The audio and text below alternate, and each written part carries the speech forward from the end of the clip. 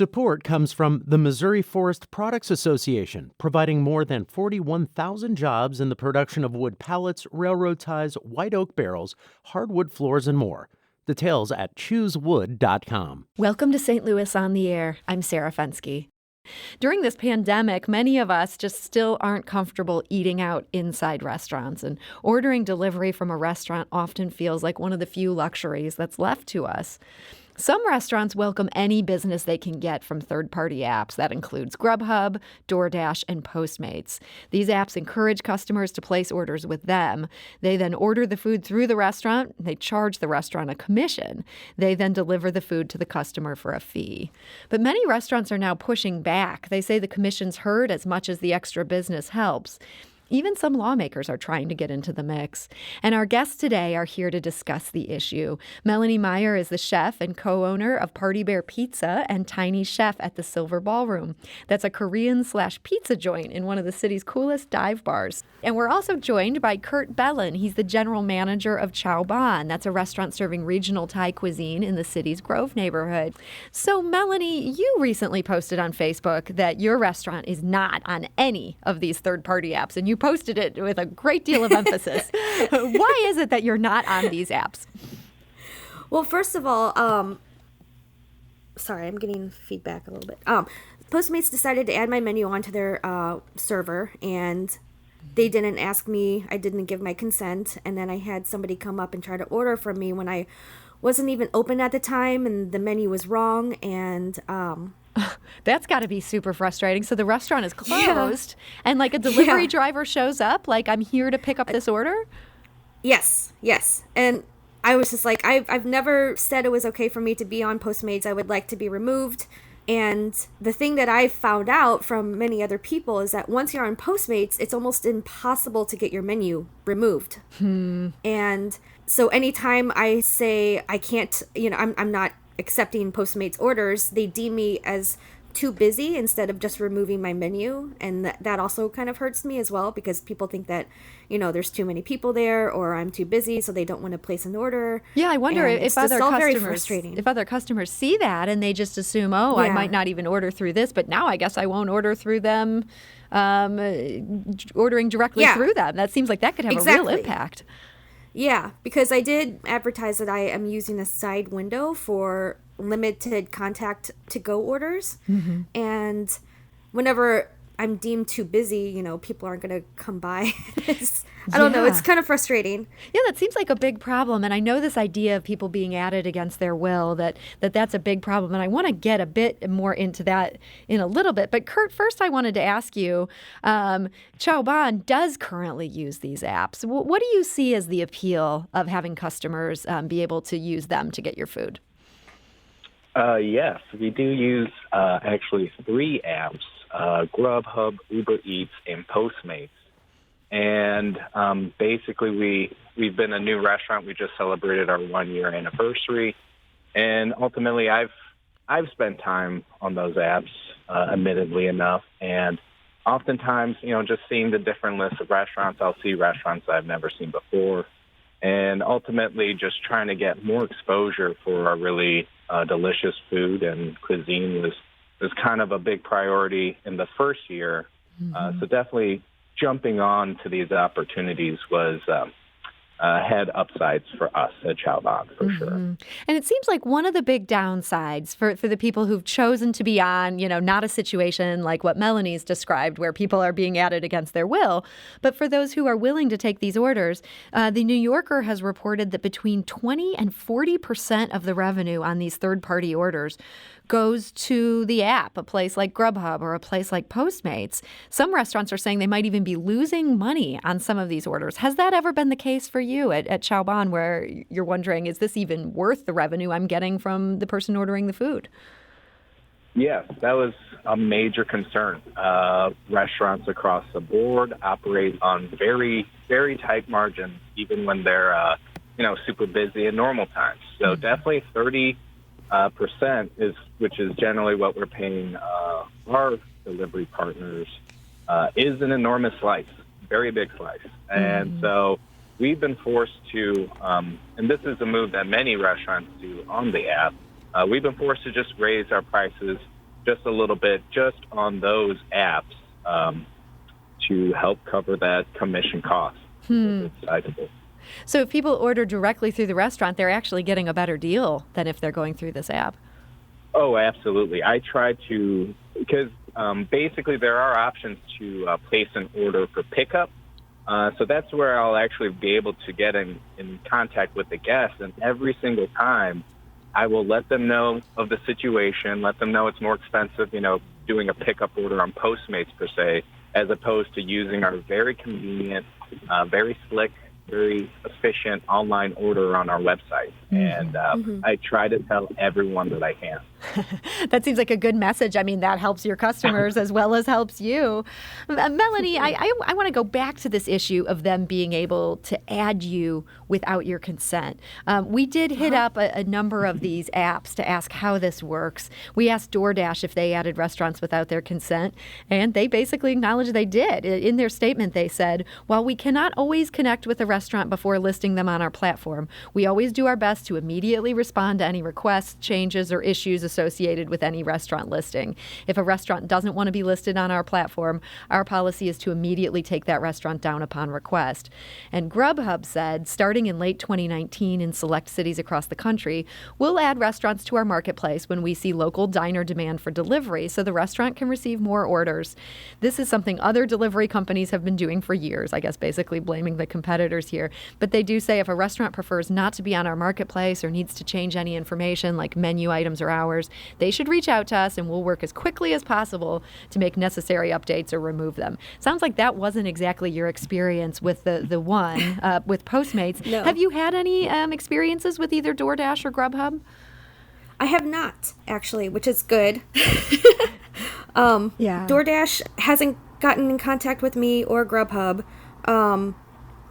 I guess where I find myself getting confused is how these apps can charge restaurants a commission if you haven't explicitly agreed to it. And I get that in the case like Kurt, for a new restaurant trying to get your name out there, that might be something you agree to. But how can they force a restaurant to pay that if this is something that's happening against your will? Kurt, do you have any sense of how that might work?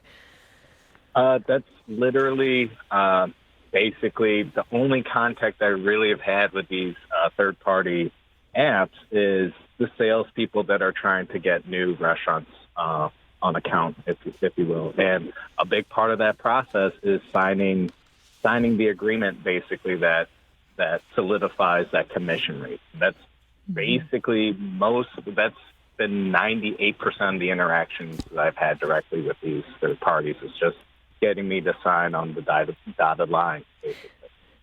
Kurt, I know from being somebody who loves Chow Ban as a restaurant myself, that at one point you guys were seeking to handle the delivery yourselves.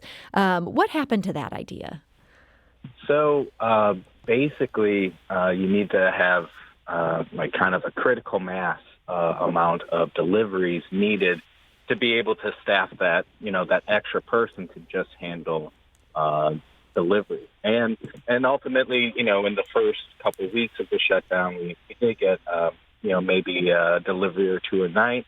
But ultimately, it was just too much for me to try to keep that in-house and do an effective job at delivering good product, number one, but also ensuring that delivery driver gets enough money to justify them running back and forth during such an interesting time in Taiwan. Yeah. And I guess, in fairness to these companies, as much as I completely see Melanie's point about this, nobody should ever be added against their will. It is expensive to have drivers out there being able to deliver anything that we want at the moment we want it. Grubhub, in their statement, they said if a restaurant wants us to deliver on their behalf, there is a 10% fee to provide this service. That's used to pay the driver and cover the logistics of the drivers transporting the food from the restaurant to the diner. This is optional. A restaurant can choose to perform its own delivery, but the costs associated with delivery are not optional. For instance, it costs money to coordinate drivers, perform driver background checks, and create and update delivery technology. I have to concede the point, even if overall I also share the concern. And it sounds like you experienced that firsthand, Kurt. Oh, yes, definitely. And, the really interesting thing is during this shutdown, I've met a good amount of of these third-party delivery drivers. They're just like you and me. Some of them have been in, the industry for a while and doing this for a side gig. So I definitely am concerned about, the amount of pay that is ultimately funneling through these very non-transparent systems. And ultimately, I hope all of these drivers that are, delivering this great food and working with us are getting adequately paid. Well, on that subject of pay, Kurt, I know one of your concerns has been that this does affect tips for restaurant staff. How so? Okay, so one thing that's not very apparent to the consumer of these delivery items is where exactly the tip is going. I'm not 100% sure on the different pay structures of all these different things, even from my position. But oftentimes, guests will leave a tip, through the app. But, whether or not that tip is going to maybe be all of it going to the driver, or some of it is maybe going to the person that's preparing the food, none of that is clear for anyone involved. So it's against lack of transparency. So I know when I used to be a server, if somebody placed a to-go order, if they tipped on that, which they should tip on that would go to me as the person who got it all boxed up and got it ready to go. That's not necessarily the case if I'm ordering through Grubhub, that money is remitted to you to go to the in-house server at your restaurant? Very, very, very rarely. Some different apps have different ways of putting it, where you could contribute to the restaurant, and we treat that as a tip to our staff. But ultimately, there's in terms of the work, it's the same amount of work for my staff, but they don't get the same tip from the guests that many of the guests that are doing to-go orders are gladly providing for my staff. Mm-hmm. Melanie, I guess I can see why you've decided this is just not worth it to work with. Have you heard that from other friends within the restaurant industry, that they've come to the same conclusion? Yes, I definitely have. And then another thing, it's I'm a very, very tiny kitchen in a very tiny space, and I can't afford any kind of commission that's taken away from my sales. Mm-hmm. I don't have a problem with people using it or with people utilizing their services. It's just, for me personally, it just doesn't work as far as my own financial needs go for the restaurant and myself. Mm-hmm. We're talking about third-party delivery apps with two local restaurateurs. That's Melanie Meyer. She's the chef and co-owner of Party Bear Pizza and Tiny Chef at the Silver Ballroom in South St. Louis. And we're also joined by Kurt Bellin, the general manager of Chow Ban in the Grove. We need to take a quick break, but we'll be back shortly to continue this conversation. This is St. Louis on the Air on St. Louis Public Radio. That's 90.7 KWMU. Support comes from Missouri Forest Products Association, committed to sustainable and sound conservation of the state's forests, which support more than 41,000 Missouri jobs, resulting in a $10 billion industry.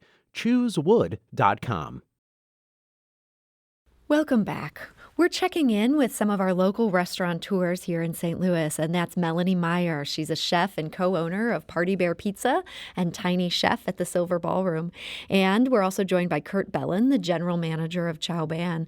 We want to hear from you. Have you been to a restaurant for dine-in services lately? And what was the experience like? You can give us a call at 314-382-8255. That's 382-TALK. Or you can send us a tweet at STL On Air, or email us at talk@stlpublicradio.org. Kurt, I want to go back to you here. I know that you guys were open for curbside and delivery while restaurants were closed for dine-in. But now that so many places are opening up their full restaurants, have you seen takeout orders drop? They have dropped kind of slightly, just very little. But ultimately, after talking with many of our guests, including ones getting to-go food, many of our guests, live in the city and just have a different mindset, maybe compared to other areas of the metropolitan area on how comfortable they are dining inside a restaurant. So many of our loyal regulars are still getting to-go food from us, and for that, we're extremely grateful. Melanie, what has your experience been with that whole question of takeout versus people wanting to dine in? Well, I actually have a side window in my kitchen that is on the Itasca side of the building of the ballroom, and I have opened it up so that people can come in and take to-go orders. They don't have to come into the ballroom if they're worried about, small crowds of people. And so that's helped me out a lot. People are really taking advantage of that window. Yes. Have you seen people wanting to take advantage of being there inside the bar for that more traditional dine-in experience? Yeah. And the way the ballroom works is they're amazing. Like, they have guidelines that are followed extremely strictly, and if you go on their website or on their Facebook page, they have an entire list of guidelines that everybody must follow as far as wearing masks. There are sanitizer stations, trying to maintain social distancing. And what's really cool about being within the Silver Ballroom is that we've kind of worked together during COVID. And so, like, with takeouts at the window, we're also offering, to-go booze as well, so that we can all, help each other out, which is great. And have you seen a lot of people taking advantage of that opportunity? Yes. Yeah, it's been wonderful. Like, they can, take a 6-pack home with them with their tiny chef and with their Party Bear pizza. So, and they're really happy about that. That's great. I love that South City is being South City. Like, of course you need booze with your pizza or Korean food. Like, is there any question here? Kurt, for you guys, I know you are open for patio dining at this point. You have not yet reopened the dining room. What's your thinking on that? Well, I mean, we're in the exact same position as all of our guests, just watching the news every day and trying to figure out, what is the right decision to do.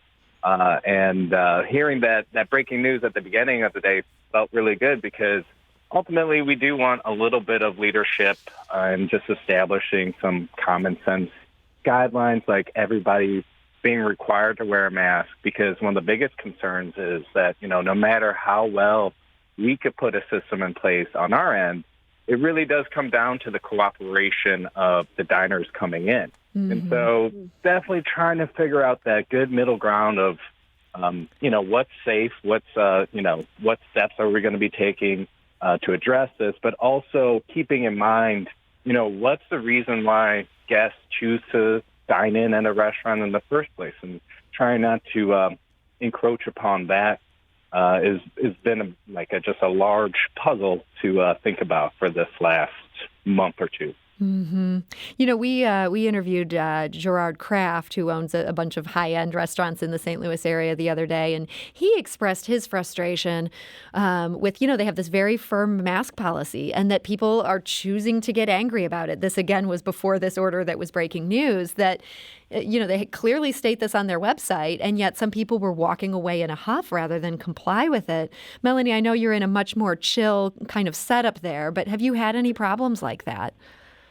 Well, the good thing about that is that in order to get food dining in, you still have to go through the ballroom. And so they're extremely adamant with people wearing masks. And if people, get huffy about it, then they have to leave. And that sounds like you appreciate that policy. Yes, very much. We asked our listeners how they feel about this, when they will feel like they're ready to dine inside, and whether they've tried it and what their experience was. And we put this on our St. Louis on the Air Facebook page, which we want to encourage you all to join if you're interested in the topics that we cover. It's a members-only group, but we accept pretty much everybody who can answer a few simple questions, proving they're not a Russian bot. And for the most part, the people we heard from said they are not comfortable eating inside yet. Antoinette says, I will not be dining in for a while. Not sure when that will be. The dining in experience may never be the same. It doesn't seem pleasurable. I will continue to order takeout, but I refuse to use delivery services. The added cost is prohibitive. So there's someone speaking to that point. Maureen says, we have dined out once and no one else was in the restaurant. It was kind of odd, but we decided that with all these new cases that our best bet was curbside or cook at home. Jennifer writes, I won't consider any place that doesn't have their public-facing employees wearing masks and take all reasonable precautions to protect the employees.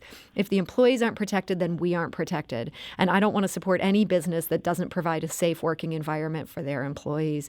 Melanie, as you're there, as you say, it's a very small kitchen, although I imagine it's probably just you and your partner in there. But do you worry about your own health in having to be there and, people in the bar and that kind of interaction? I do. It is something that makes you on edge pretty much constantly. But I love being open. I'm so glad to be open again.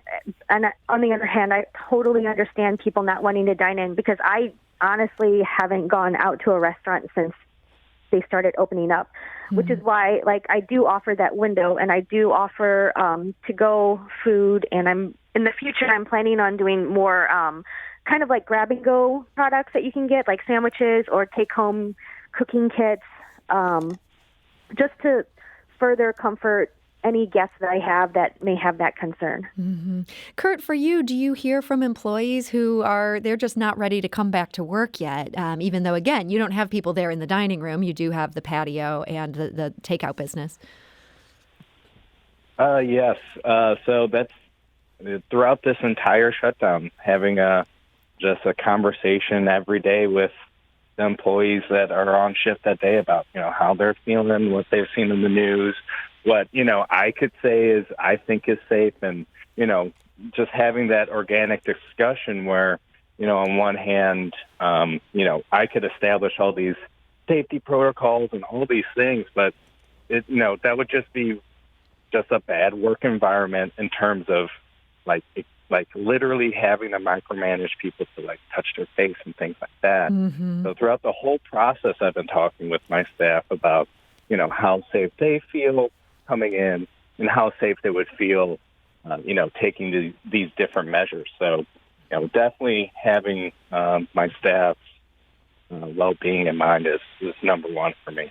Okay, so it sounds like a good collaborative atmosphere. You guys are there discussing it and figuring out what works. Exactly. That's great to hear. I want to go to the phone lines. Our caller is actually Alderwoman Christine Ingracia, and I know that she introduced a bill that was hoping to crack down a bit on some of these third-party apps, and it's great that we're going to be able to hear her perspective. So, Alderman Ingracia, welcome to St. Louis on the Air. Thank you very much, Sarah. I apologize because your folks sent me an email about this and I failed to respond. So appreciate you taking some time with me. No, I'm glad you just that you happened to be listening, or that email alerted you to tune in. And, I know that bill that you had introduced, at this point, you haven't been able to get it to the floor. But tell us a bit about what you were hoping to do with that. Sure. Board Bill 27 would impose basically some transparency requirements and restrictions on third-party delivery services for not just food establishments, but also there are a number of small businesses with whom I've spoken who are interested.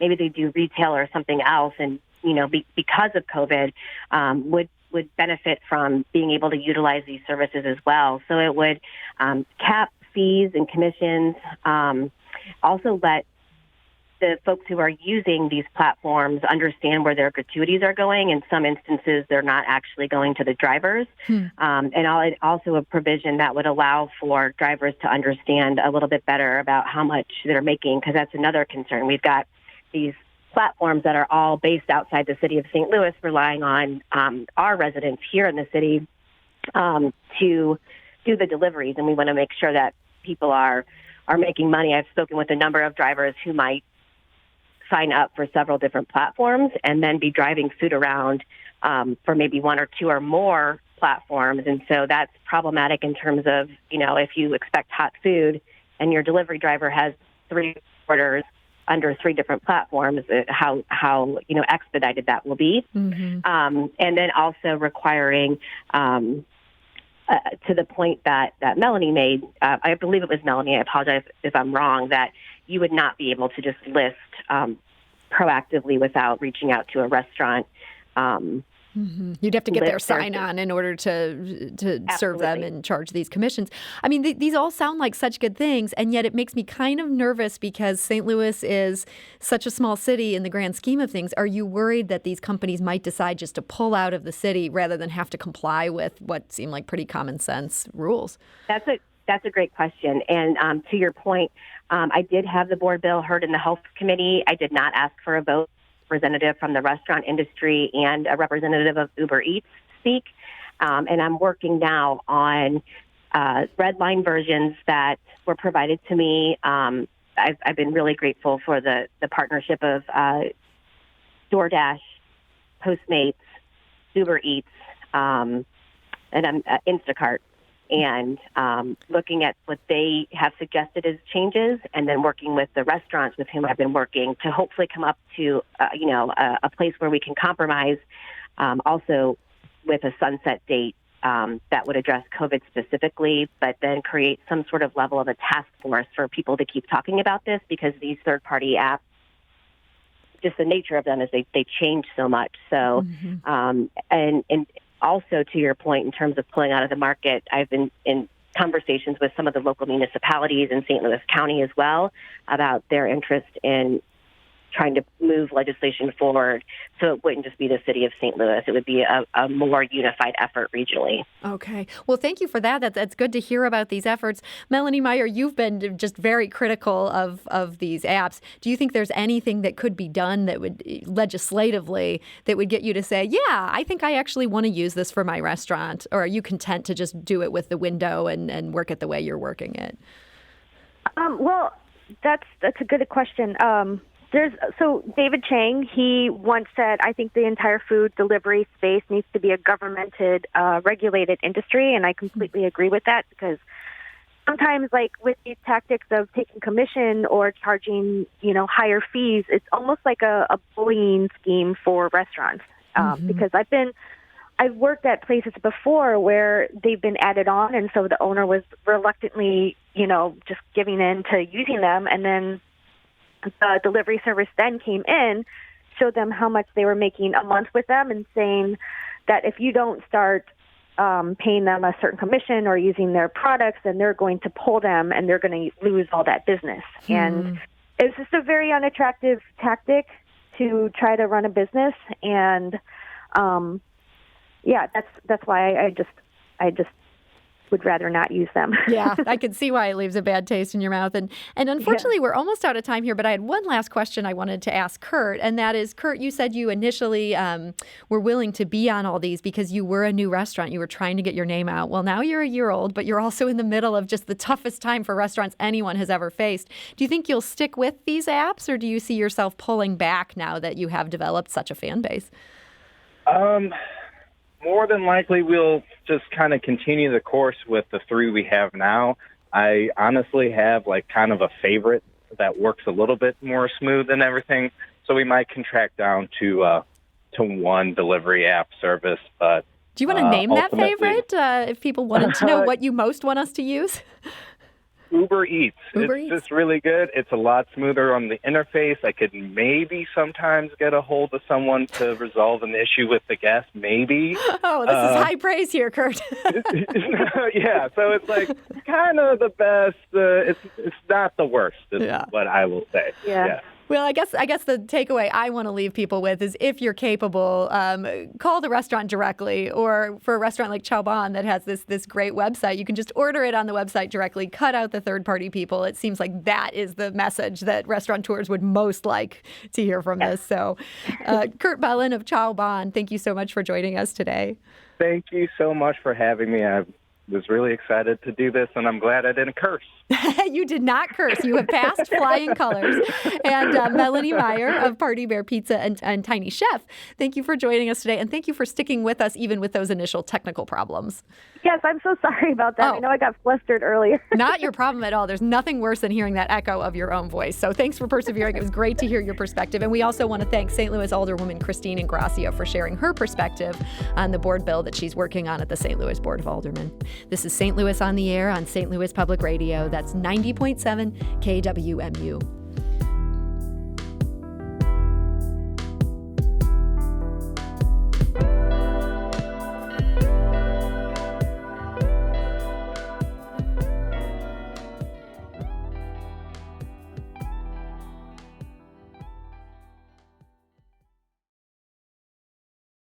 Support comes from Missouri Forest Products Association, committed to sustainable and sound conservation of the state's forests, which support more than 41,000 Missouri jobs, resulting in a $10 billion industry. ChooseWood.com.